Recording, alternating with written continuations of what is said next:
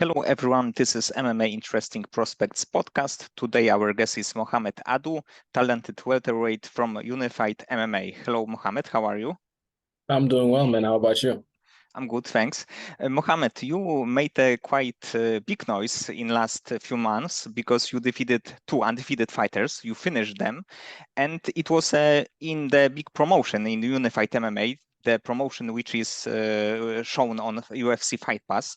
So please tell me what was like the last few months for you. It's been pretty calm, honestly. Not much has changed. It's still like the same. Trying to get as much training as I can, trying to take as many fights as I can, and yeah, nothing has changed really. And let's start from your first pro fight. It was Matt Speciale. I think that overall very good fighter, undefeated. And if you can tell if it was a short notice fight for you. Yeah. So it wasn't really a shirt. I mean, I was supposed to fight someone else, uh, and then the guy pulled out. I don't even remember what happened. And then they were like, okay, we're gonna find you someone else, but it's gonna be at welterweight. I'm like, okay. And then they're like, oh, okay, that guy it's not gonna happen anymore either. So and then they were like, Matt Speciale is free. I'm free, so let's make it a catchweight. And yeah, that's how it happened. And do you thought that this fight, because it was a debut, you made your pro debut and your opponent was 4-0. Do you feel that there was a kind of setup that they want the Matt to be a 5-0? Yeah, I mean, yeah. I mean, the odds were against me. I even saw on Topology I had like I think a 3% chance of winning, they said or something. So it was probably like they were like, okay, he doesn't have a fight, so let's give him me, and it's gonna be an easy fight, build his record or whatever. But I honestly like knew that wasn't gonna happen. I know that I wasn't like as well known as him, or didn't have the record or the resume that he has, but I knew I was able to get the job done. So yeah. And did you feel some additional stress, or you were more like the you are fighting against good fighters, so even if you will lose, if it would be a close fight, it would be still okay? Uh Honestly, I don't know about stress. I mean, there's always those nerves when you're fighting, but I'm not sure about stress. I had nerves because it was my pro debut against like an undefeated guy for a no. Uh, but I don't know. I just like honestly like me and my team, we just have faith in what we're doing. We trust our system, and we just knew that it wasn't going to be a walk in the park and it was going to be hard, but we knew we could get the job done. So yeah. And how did you felt after the fight? Because except that it was a very good opponent, it was also a beautiful finish. Yeah. Yeah, that finish honestly was probably like the best thing that could have happened at that point because apparently the fight was like really close and I wasn't completely sure that I was gonna get the decision. Like round one was like pretty close, round two was close, then he got the advantage towards the end of the round. So it was like I wasn't sure what was gonna happen. I didn't really want to start my pro career on the last, so I was like, I'm just gonna go last round, do whatever I can, just throw things, and yeah, the head kick just like came in perfectly, and it was amazing. Yes, it was a perfect way to like start your pro career. You couldn't imagine anything better. Honestly, nah. I wanted to get the finish definitely, but like the way the fight was going was like so close and all. So yeah, that was the best way it could have finished, honestly. And in your second fight, you fought against Taylor Cahill, the fighter who maybe wasn't like super experienced, but still he was undefeated as pro and amateur. So if you can tell me how many weeks did you have to prepare for the second fight? For the second fight, I'm really not sure, honestly, how many weeks it was specifically. Uh, Maybe six, maybe eight. I don't know. I don't know. But I knew that he was also undefeated. he was good. He was also an NCAA wrestler, so it was also a tough task because I'm not really known for my grappling or anything, but I still wanted to go in there, like get as many challenges because I was like, the pro debut was against a striker 4-0, like with knockouts and all of that. And I wanted to kind of test myself in the grappling also so that, I'm not going to be seen as just a one-dimensional fighter. So it was a good opportunity. I was like, NCAA, okay, it's going to be hard, but it is what it is. Like, sooner or later, I'm going to get someone who's really good at grappling. So why not do it now and see what my flows are? And in this fight, if the fans wouldn't know that it's just your second fight, everybody can think that you are like a 20-fight veteran because you did like a professor. Even you submit him quickly, and I think that overall it was a good performance because you didn't take any damage. Yeah, I didn't take that much damage into that fight.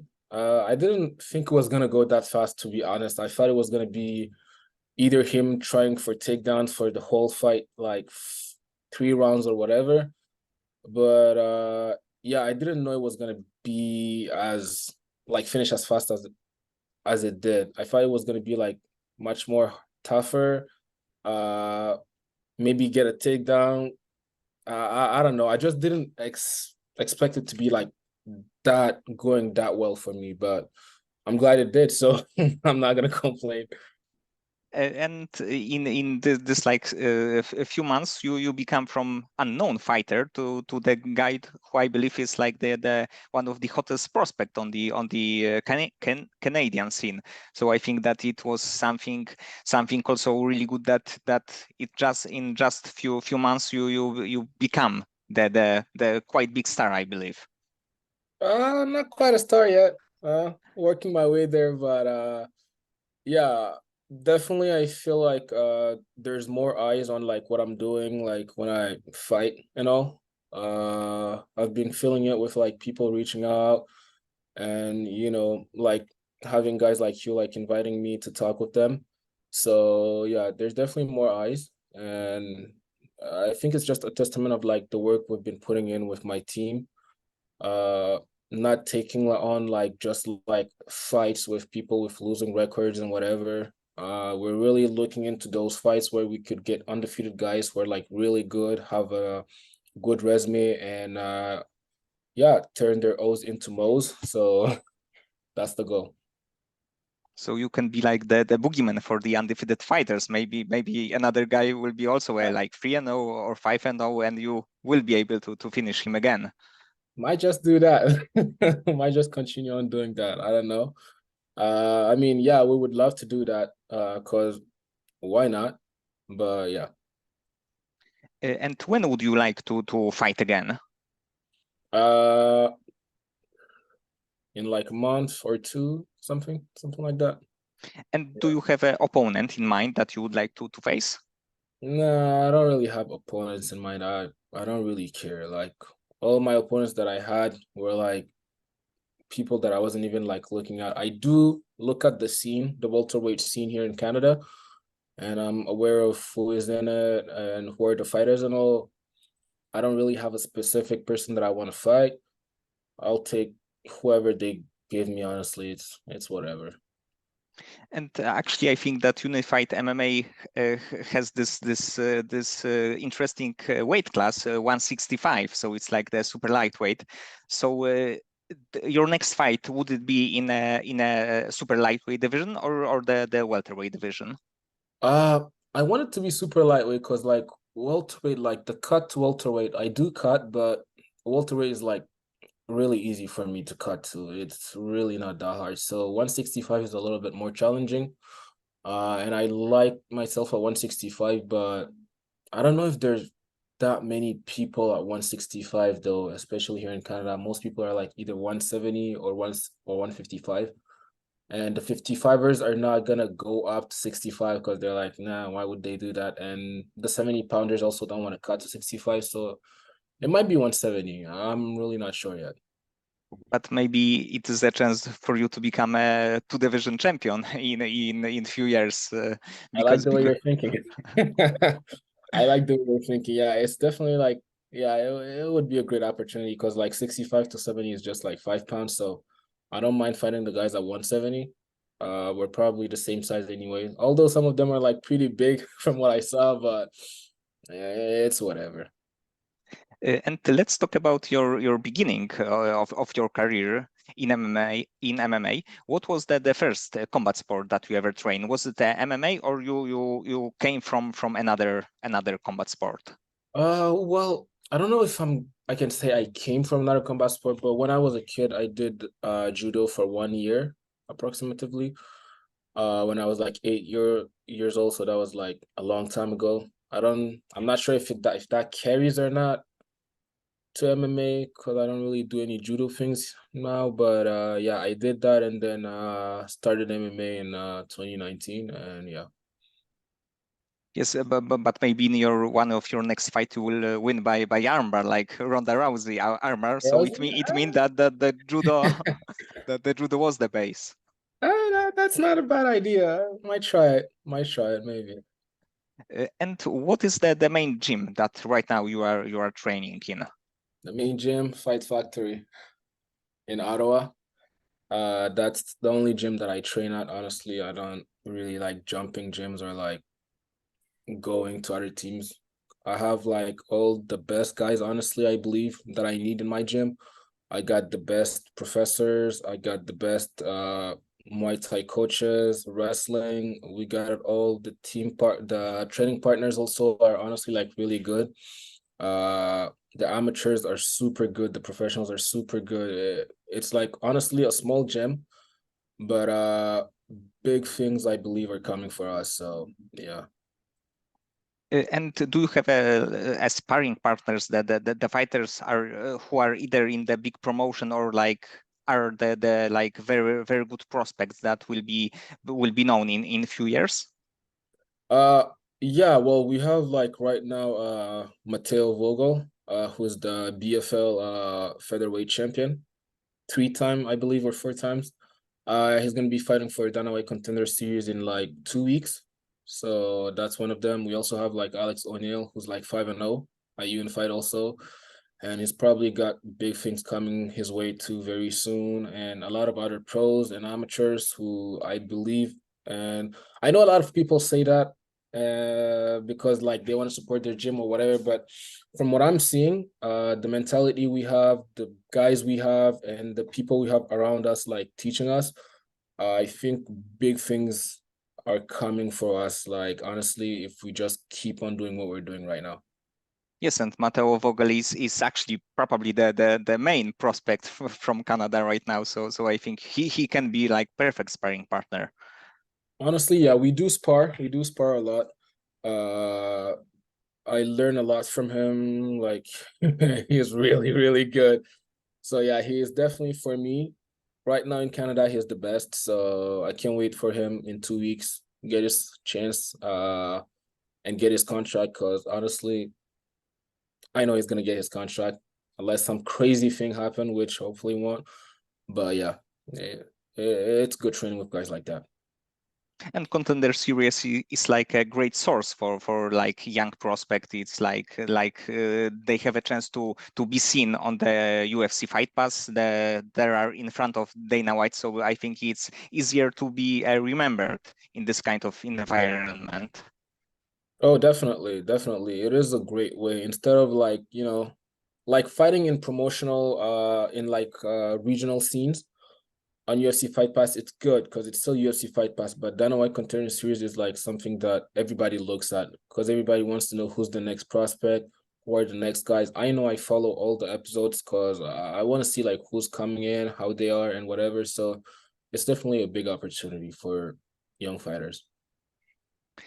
And what right now is favorite part of your training? Like, are you saying like the Like discipline the that I like the yes, most? yes, yes. Oh, for me, it's Muay Thai. It's Muay Thai.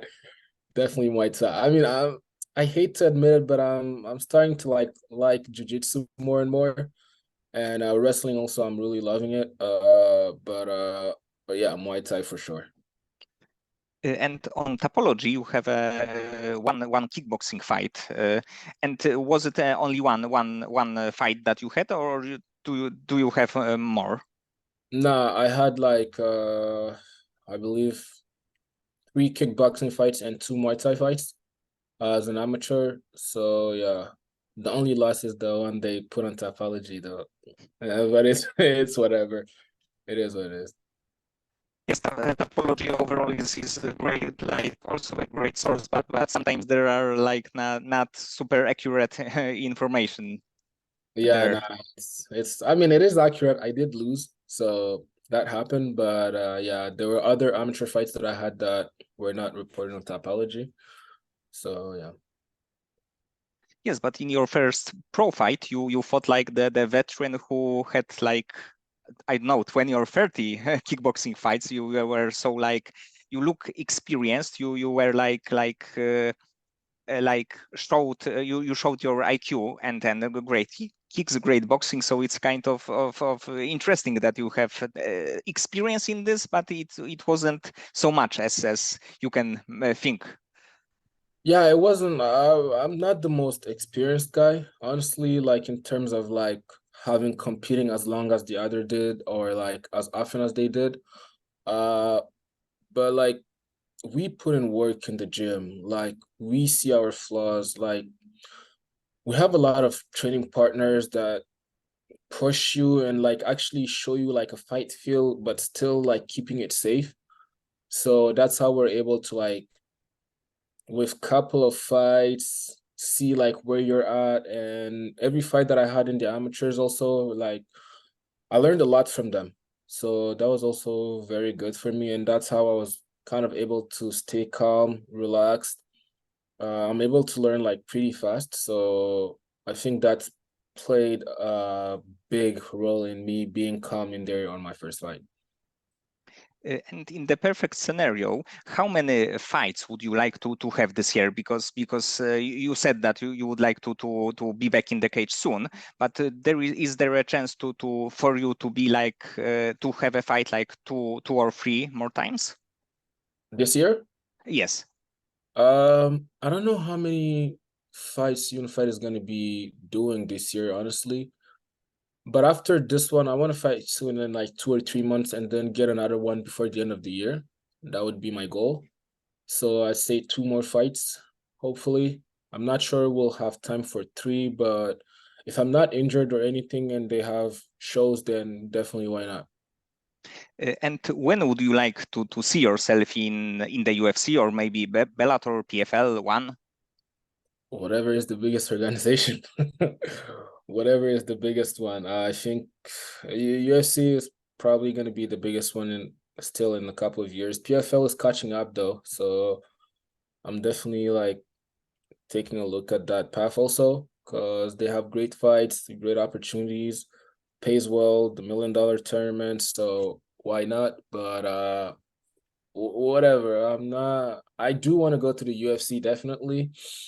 But you never know. Whatever happens, we'll see. And PFL also have this has this like challenger series. So there are fighters right now who had two fights in this challenger series, and probably they will be in the tournament next year. So I think this is also a good chance for young fighters who had like who have like two or three fights to go there, show their skills in front of the PFL audience and raise CFO and be in the tournament next year. Yeah, absolutely. I saw that too. I didn't even know about it. And I also see that they're branching out, doing PFL Europe, and their next card is going to be September, which is a really good card. I can't wait for it because the main event and the co-main event are like both of them have people that I'm following and that I'm keeping a close eye on because they're really good. So yeah, they're providing good opportunity for younger fighters, and I honestly like that. They're paying well too, so why not? Definitely a path that I could see myself into. Why not? And is there a fighter that you like to watch either in the UFC or any other organization? There's so many of them, honestly. There's so many of them. Adesanya is one of them. Oliveira, Cedric Doumbé, uh, Volkanovski, so many of them. Brandon Moreno, Aljamain Sterling, so many fighters, honestly. And who is the fighter maybe that you from the ones that you mentioned that you when you are watching them you can notice some things and then take them to your training? Honestly, all of them. I take things from as many fighters as I can, as many people as I can, as many training partners as I can. I like taking things from like everyone because people have so many things to offer and so many ways they do things. And I always like to see like the different perspective, how I can like always upgrade my game, upgrade my skills and my tools. So all of them. And if you have a chance to fight in a dream fight scenario with any fighter in the world, either lightweight or welterweight, who would you like to face? Of course, it's like the let's say the dream fight scenario. Dream fight scenario. Honestly, I'm not sure. Like past, present, or just currently? No, it can be like from every era. Mm. Well, the old era, I'm not really familiar with them, so I'd have to go for the newer ones. Ngannou. I'll fight Ngannou. Yes, and Ganu always has this like the option that he can be losing a fight and 1 second and he can be a world champion.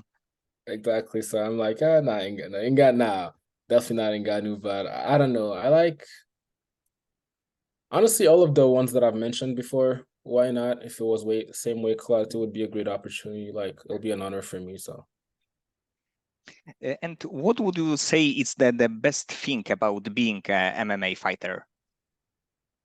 oof. I don't know. There's so many bad things about it. The good things, um, I'd say the feeling, like the training camp, the support that you have from your teammate, uh, going in there, walking out, getting in the cage, and definitely getting your hand raised. That's a feeling that's it's amazing. It's amazing. And after before your fights, when you are in the training camp, how do you deal with the stress that brings the incoming fight or opposition? Uh, like the stress from the fighters when I'm in training camp, or Yes, the yes, yes. um, I mean it goes up and down. It goes up and down. Sometimes I'm as soon as I hear an opponent, I'm like excited, and then when in training camp, the coaches are killing you, so you're like, oh, this sucks. And then it's fight week, you're excited again because you know that the hard training is done and you're about to actually go out there and perform. So it goes up and down. Not really stressed, more nerves, I'd say. Like you do have nerves about the outcome of the fight, how training camp is gonna go, if you're gonna get injured or not, all of those things. And in your experience, did you have a serious injury, something that make you pull out of the fight? Nah, I haven't had anything that would make me pull out. Had a couple of injuries here and there, but nothing that would make me pull out, honestly. I don't. It would piss me off unless it's like something really, really serious. I don't want to pull out because I know how annoying it can be.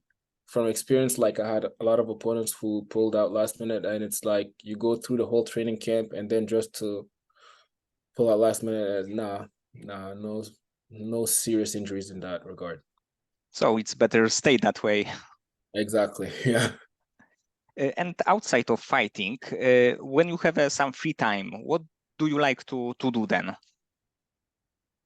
Watch fights. And every once in a while go out with my friends, go out to eat because I love eating. And yeah, just going out with my friends, and most of them it's like fight related anyways, just watch fights, talk about fights. So not much, honestly. And actually, about eating, many fighters like to eat after the fight. So I think that because of the like weight cutting and how hard it is to cut weight, they like to bring the food after the fight. Oh yes. After the fight, it's like all out food for like a couple of weeks, just like eating food, not caring about the weight. So that's the best part. That actually might be the best part about fighting, because then you get to really enjoy the food, you know. And do you have a bucket list, the list of the things that you would like to do to accomplish In MMA, you mean? uh, in MMA and also outside? Yes, I do have a bucket. I do have a bucket list of things that I want to accomplish before this is all said and done. And it'll be unveiled in time eventually. And regarding the MMA, if you can say at least one thing that One thing, yes. world champion, get a belt around my waist. So yeah, So yes, I think that in a few years it may happen either in the UFC or maybe also some other promotion because it is good that there is a big UFC and also there are like other big promotions. definitely. I do like it. I still like the fact that there's one big one that everybody knows is the best, so that when you win there, you know that you really are the best. So I mean, there's pros and cons to it, but yeah, definitely it doesn't matter UFC or whatever, but definitely get a belt of my own. Yes, maybe not the boxing model is not perfect because there are four like the bodies with the belts. So the always the other champion can say that he's the best, not you. Yeah, I still don't understand how it works, honestly, because every time I think that there's someone, I'm not really familiar with boxing, to be honest, so maybe that's why I don't understand it. But every time I see someone is the champion of this category, and then I see someone else with belts, and I'm like, so who's really the champion? I don't know.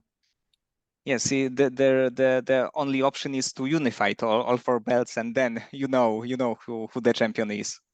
And even then, I feel like there's other belts that get created or whatever. So it's like, it's really confusing. But while in MMA, like, you know what the best promotions are? There's only a couple of them, three of them max. And between them, you know, in each category, approximately who really have the best fighters.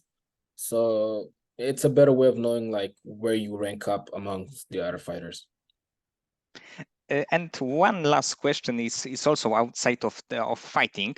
If you have an unlimited amount of money and you can start a business of any kind, what kind of business would you start?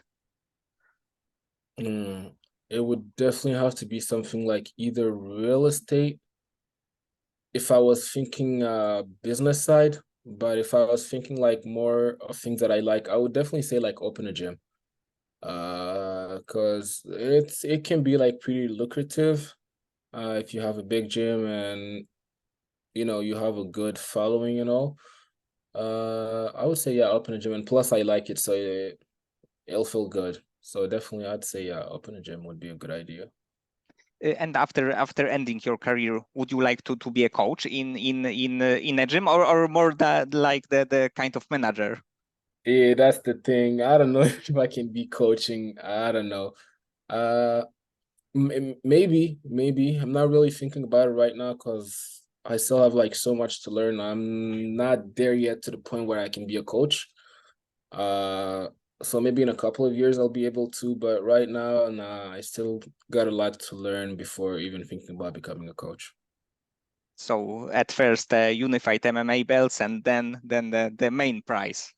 Yes, definitely. Okay, Mohammed. So many thanks for this conversation. I hope that we can see you in this promotion like twice more, 2 times more this year, and then the interesting things will happen next year. Yes, sir. That's the goal. Thank you for Okay, having me. okay, thanks.